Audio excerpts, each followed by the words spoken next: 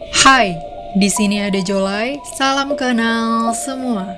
Kali ini gue akan melanjutkan alur cerita film Wrong Turn: The Foundation tahun 2021.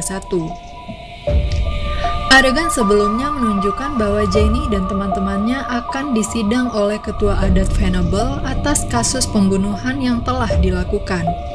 Begini kisahnya. Sebelum persidangan dimulai, ketua adat menekankan bahwa setiap kebohongan dalam persidangan akan menyebabkan mereka semua dihukum. Persidangan pun dimulai. Kesaksian pertama diberikan oleh Hobbs. Hobbs mengatakan bahwa mereka tidak menyukai The Foundation karena mereka telah melemparinya dengan botol saat berada di kota. Kesaksian kedua diberikan oleh Morgan, keluarga si terbunuh. Morgan menjelaskan kalau dia dengan saudaranya, Samuel, sedang pergi berburu makanan untuk musim dingin. Lalu, mereka menemukan Adam yang tengah pingsan sedang terikat jebakan rantai di dalam gua. Mereka hendak menolong Adam untuk membawanya turun gunung. Namun, tiba-tiba mereka semua menyerang kami. Mereka membunuh Samuel hingga tewas. Ketua adat menanyakan kebenaran hal tersebut kepada Jenny.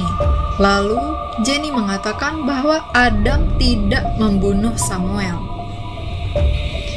Ketua adat lalu menanyakan kebenaran tersebut kepada Ruthie. Siapakah yang telah membunuh Samuel? Lalu, Ruthie pun menunjuk Adam. Akhirnya, ketua adat menjatuhkan hukuman mati kepada Adam. Dia juga menjatuhkan hukuman kegelapan kepada Jenny, Darius, dan Louis karena telah memberikan kesaksian palsu. Adegan berpindah ke ruang penghakiman. Adam telah diikat di atas meja. Adam akan dihukum sebagaimana dia telah membunuh Samuel. Ketua adat pun mulai menghantam kepala Adam dengan kayu berduri berkali-kali. Kemudian, mereka bertiga dibawa ke penjara bawah tanah. Mereka akan dijatuhi hukuman kegelapan. Mereka tidak akan bisa melihat, mendengar, dan berbicara jahat di dalam sana.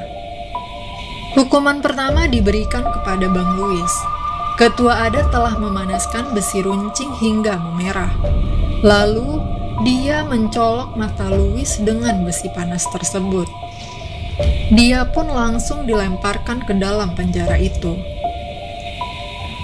Jenny sangat kaget dengan apapun yang terjadi. Dia memohon agar tidak membunuhnya dengan Darius. Jenny meyakinkan mereka bahwa Darius memiliki potensi yang bagus untuk kampung. Dia bisa mendesain rumah, lingkungan, dan membangun komunitas. Hal ini tentunya akan berguna untuk kemajuan kampung. Lalu, Jenny juga menawarkan dirinya untuk dijadikan istri oleh siapapun. Dia meyakinkan mereka bahwa dia berasal dari keluarga yang sehat, muda, dan bisa melahirkan anak-anak yang cerdas. Mendengarkan hal tersebut, ketua adat menerima tawaran mereka. Dia menanyakan kesetiaan mereka untuk menjadi warga kampung itu. Lalu, Jenny dan Darius pun berjanji akan menjadi warga yang setia kepada kampung itu. Adegan berpindah pada proses pemulatsaran jenazah Samuel dan Adam. Kemudian, si Darius pun langsung disambut oleh warga kampung, sedangkan Jenny berkesempatan menjadi istri muda si ketua adat. Adegan berpindah kepada Bapak Scott, ayah Jenny, yang sudah hampir 6 minggu tidak mendengar kabar dari putrinya. Tiba-tiba, dia ditelepon oleh Ellen, sang pemilik penginapan. Scott pun langsung menuju ke lokasi bar tempat mereka akan bertemu. Di sana juga ada Ned yang sedang memperhatikannya dari jauh. Ellen pun datang. Dia menjelaskan kalau sebenarnya dia telah meminta Jenny untuk mendaki sesuai jalur pendakian. Ellen juga menjelaskan kalau ada orang-orang yang tinggal di gunung yang menyebut dirinya sebagai The Foundation. Mereka bermigrasi pada tahun 1859. Migrasi dilakukan karena mereka takut kalau Amerika akan runtuh. Jadi, saat Amerika runtuh, mereka akan tumbuh sebagai negara baru. Scott pun bingung dengan ucapannya. Kalau begitu banyak kasus serupa, kenapa tidak ada laporan sama sekali tentang ini? Ellen pun menjelaskan kalau kasus ini hanya akan dianggap oleh angin lalu bagi kepolisian setempat. Ketika Scott hendak pulang, dia bertemu dengan Ned. Tidak diduga tidak disangka, Ned pun langsung memukulnya berkali-kali tanpa alasan yang jelas. Keesokan harinya, Ned langsung bersiap-siap pergi mendaki Appalachian Trail. Namun, Ellen memohon kepadanya untuk tidak pergi sendirian. Ellen pun membawanya menemui Ed, keponakannya. Ed akan menemaninya menelusuri trek tersebut. Tentunya tidak gratis ya teman-teman, ada uang, ada barang. Mereka pun berangkat. Ed sangat berhati-hati dengan perjalanan ini. Dia pun melihat jebakan pertama. Ed lalu memotong tali jebakan tersebut. Dan inilah yang terjadi.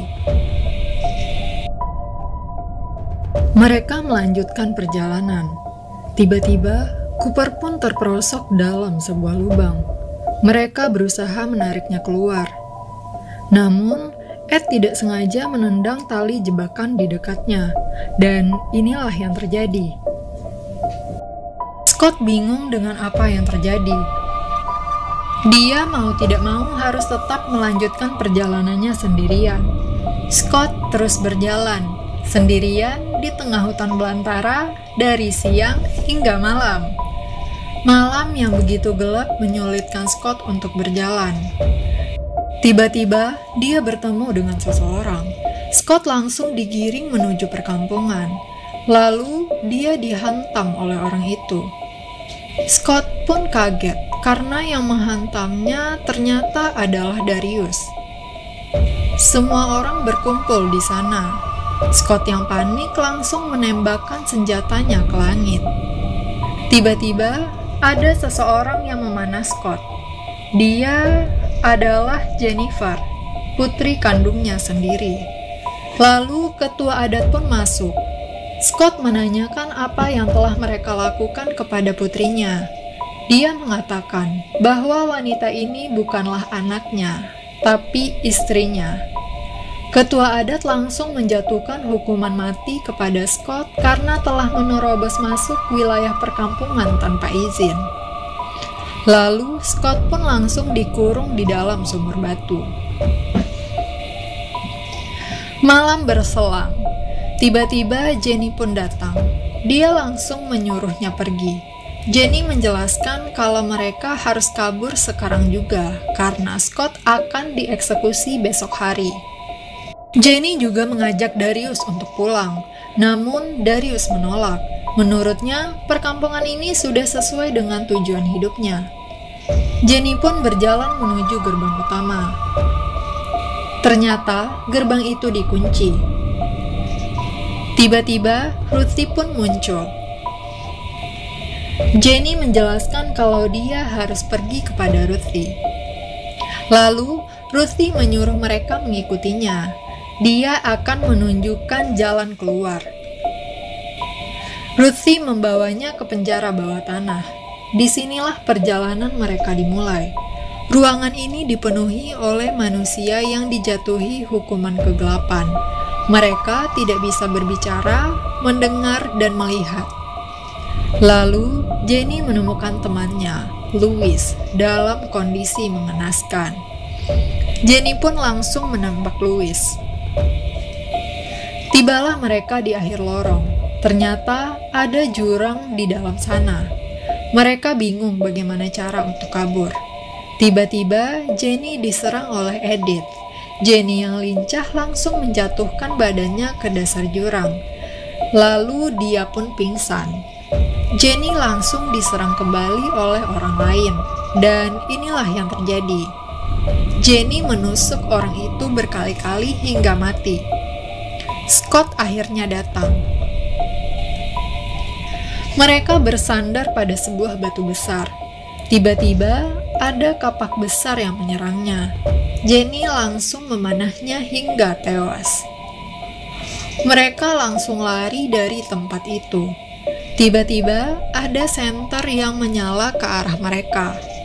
Ternyata pria itu adalah Ned, bapak tua yang ditemuinya di bar. Mereka sangat marah melihatnya. Lalu Ned menjelaskan bahwa dia ingin menyelamatkan mereka. Ned memukul Scott sebelumnya agar dia tidak perlu mendaki gunung ini. Ned juga menjelaskan kalau keponakannya telah hilang di gunung ini 6 tahun silam. Akhirnya, Jenny setuju untuk mengikutinya. Tiba-tiba, mereka diserang kembali. Kaki Jenny tertancap pisau tajam. Scott berhasil membunuh satu orang lainnya dengan kapak. Ketika mau masuk mobil, ada yang memanggil Jennifer dengan sangat kencang. Siapakah dia? Bapak tua langsung melemparkan bom molotov ke orang itu, dan mereka pun pergi. Di perjalanan pulang, terlihat kalau mereka sangat kelelahan sekali. Pada akhir film, Jenny mendatangi ayahnya di lokasi kerja. Mereka berusaha kembali menjalani kehidupannya dengan normal. Lalu, Jenny pun berpamitan pulang. Sesampainya di rumah, Jenny mendengarkan suara tamu di ruangan tengah. Ternyata dia adalah ketua adat Venable. Jenny hanya mematung di sana. Dia lalu memikirkan skenario yang tepat untuk menyelamatkan keluarganya.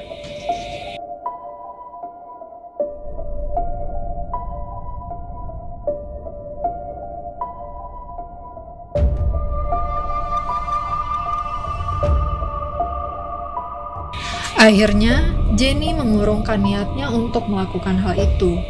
Dia bersedia pulang kembali ke hutan sepanjang Venable berjanji tidak akan menyakiti keluarganya. Tapi coba tebak, gengs.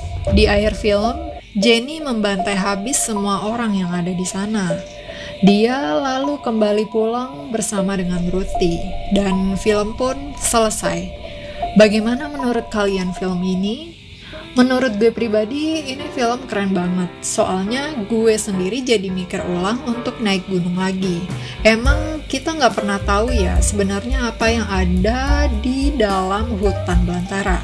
Tapi gue akuin Jenny keren dan kuat banget. Iyalah, dia kan dididik sendiri sama ketua adatnya langsung. Gimana menurut kalian? Komen ya. Sampai jumpa. Sehat fisik dan sehat mental selalu.